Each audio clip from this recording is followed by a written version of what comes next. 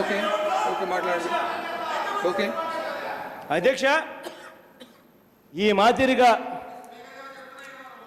రైతులకు సంబంధించిన మాటలు, రైతులు పడతా ఉన్న దుస్థితులు కూడా వినడానికి కూడా ప్రభుత్వానికి ఓపిక లేదు. ప్రభుత్వం దగ్గర నుంచి స్పీకర్ గారికి మెసేజ్ వస్తుంది.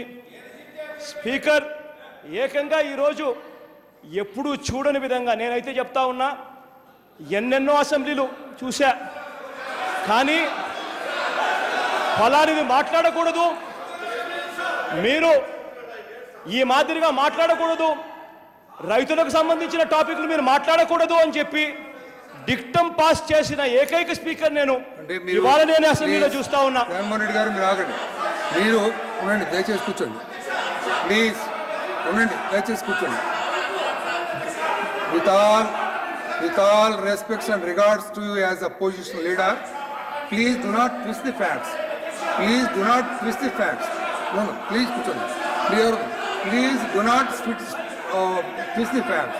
దేనికంటే నేను మీ అందరి పట్ల ఒక పార్టీ వాడినైనా కుర్చీలో కూర్చున్నంత వరకు ఈ హౌస్ సంబంధించిన ప్రతిష్ట, ఈ హౌస్ బాధ్యత పూర్తిగా నెరవేర్చాలని నా కోరిక. మీరు 4 రోజులు బడ్జెట్ మీద డిస్కషన్ పెట్టుకున్నాం, 4 రోజులు పెట్టుకున్నాం. 3 రోజులు ఏ కారణాల వల్ల వాయిదా పడిందో, ఏ కారణాల వల్ల బడ్జెట్ డిస్కషన్ చేయలేకపోయామో మీకు తెలుసు. మిగిలింది 1 రోజు.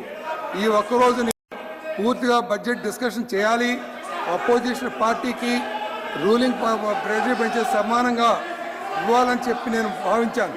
అందుకనే మీకు 60 నిమిషాలు టైం ఇచ్చాం, 100 నిమిషాలు ట్రెజరీ పెంచేసి ఇచ్చాం. ప్లీజ్ ప్లీజ్ ఓర్పు ఉండాలి, కొంచెమైనా ఓర్పు ఉండాలి, మీకు ఓర్పు ఉండాలి, ప్లీజ్ ఓర్పు ఉండాలి, మీకు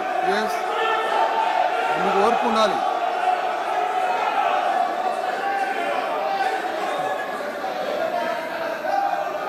ప్లీజ్ ప్లీజ్ ప్లీజ్ ప్లీజ్ దయచేసి కూర్చోండి. Yes please please. Sir, speaker sir, గౌరవ ప్రతిపక్ష